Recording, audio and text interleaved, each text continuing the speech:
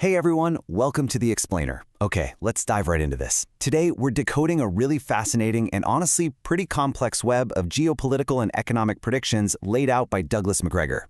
We're going to impartially unpack these bold claims step by step. Our goal here is to understand the exact mechanics driving what he describes as a massive global shift, starting from physical energy infrastructure and regional conflicts, all the way to a total reshuffling of global power dynamics. Right off the bat, to set the stage, I want you to consider the sheer scale of the stakes we're talking about here. Macgregor states flatly, and I quote, "Listen, we're going to see it hit 10,000. Gold is going to become the currency once again of the realm." Now, that is a massive financial prediction, and obviously a shift like that doesn't just happen in a vacuum, right? It takes a literal perfect storm of global events to trigger that kind of economic earthquake. So how on earth do we get from today's economy to a world where gold reigns supreme at $10,000 an ounce? Well, that brings us to the central question we'll be tackling today. How are oil refineries, Middle Eastern conflicts, and the skyrocketing price of gold all intimately connected? To understand Macgregor's conclusion, we really have to trace what we're calling the domino effect. We're going to map out the exact chain reaction where a vulnerability in one sector directly knocks over the next, eventually reshaping the entire global economic landscape. So here is our quick roadmap for this explainer. 1. Energy reserves and bottlenecks. 2. The economics of conflict. 3. A shifting global order. And finally, 4. The return of gold. Let's jump right into Section 1, Energy Reserves and Bottlenecks. So kicking off the very first domino, Macgregor points out a pretty stark reality regarding the U.S. Strategic Petroleum Reserve, or the SPR. Major financial voices are actually warning that this emergency supply is being drawn down so fast it could bottom out as early as August. We're talking about hitting a point where it simply can't be drawn down any further. And because of this intense fragility, players in the energy market are increasingly relying on alternative, unofficial maritime networks.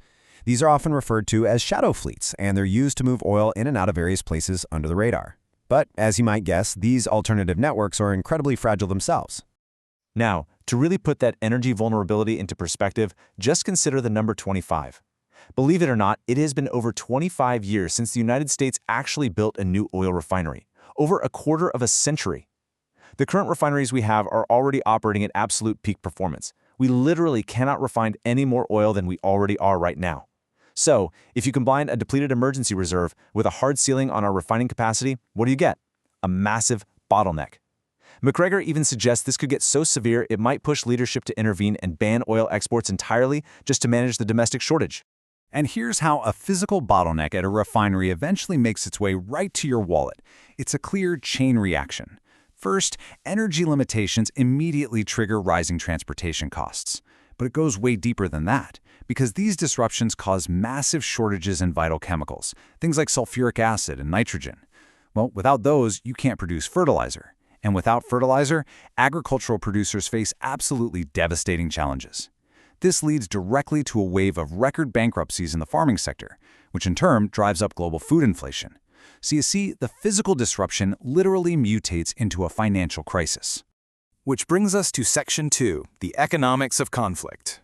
Now we have to look at the geopolitical arena, because the crucial point here is that wars inherently breed inflation. It's just a fact. Macgregor points out that escalating geopolitical tensions threaten absolutely critical shipping routes, particularly the Strait of Hormuz. I mean, if that strait closes, the consequences for the global economy would be nothing short of catastrophic. And Macgregor observes this really deep tension happening right now inside the U.S. On one hand, you've got immense pressure from domestic political lobbies demanding aggressive regional military action, but on the other hand, leadership is increasingly terrified that expanding these conflicts will trigger total global economic destruction. It's a war that simply cannot be easily won without risking everything else. And this is causing a real ripple effect at home. According to Macgregor, these unwinnable inflationary conflicts are actually driving a permanent revolutionary change in domestic public opinion. When you look at polling data over the last several decades, it reveals a massive drop in popular U.S. support for traditional alliances in the Middle East. That unconditional public backing, it's almost completely gone, and Macgregor thinks it's highly unlikely to ever return. Instead, people are turning their focus inward, essentially saying, hey, let's focus on our own domestic problems. Moving right along to Section 3, a shifting global order. You know, if we zoom out historically, wealth and power are always on the move. Starting around 1492, this power began a centuries-long migration from the east over to the west. But by the late 20th century, Western economies really began hollowing themselves out by exporting their manufacturing base. Fast forward to today. Macgregor argues that our recent geopolitical conflicts and strategic errors didn't necessarily cause this current shift, but man, they have dramatically accelerated it. The wealth and power are now moving rapidly back from the West, right back over to the East. We are literally watching traditional Western-centered economic structures give way to an emerging multipolar world. It's happening right in front of us. Emerging markets across Asia and the Middle East are rapidly expanding their roles in trade and finance. They're actively building alternative payment mechanisms and regional investment networks to cut down their dependence on the West. Nations are now intensely, laser-focused on securing their own resources and protecting independent supply chains. And finally, Section 4, the return of gold. So against this crazy backdrop of total global uncertainty, gold is stepping right back into the spotlight. As a historic store of value, it always thrives during periods of currency weakness and geopolitical instability. Central banks all over the world are rapidly increasing their gold holdings right now to diversify away from traditional assets. And we aren't just talking about numbers on a spreadsheet here. This requires massive physical logistics. For instance, the Chinese have built literal physical vaults in places like Riyadh and Hong Kong just to handle the sheer tonnage of gold being moved around to settle petroleum trades. Because of this structural shift, gold is effectively becoming the de facto reserve currency. Now, Macgregor makes a super nuanced distinction here that is absolutely crucial to understand. He contrasts the US dollar with gold.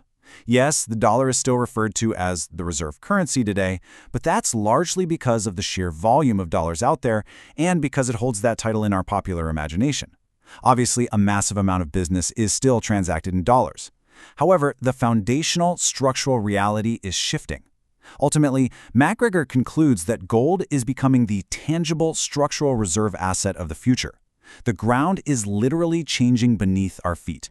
But wait, how does a modern digital asset fit into this ancient dynamic? Well, because moving actual tons of physical gold is incredibly heavy and logistically a total nightmare, Macgregor points to Bitcoin. In this thesis, Bitcoin is proposed as the agile digital counterpart to gold. It's a transactional alternative to the dollar that serves as a way to create and sustain private credit across borders when, you can't exactly ship a literal vault full of gold bars across the ocean. Okay, before we wrap up, it's vital to highlight Macgregor's pragmatic and honestly pretty grounded conclusion. Despite all this massive global upheaval, he states, we will regain some sense of ourselves and focus on what we do best. It's not the death knell of the United States. And that's important to remember. This transition, it's going to be incredibly painful, it's going to be inconvenient and highly disruptive. But nations and industries adapt.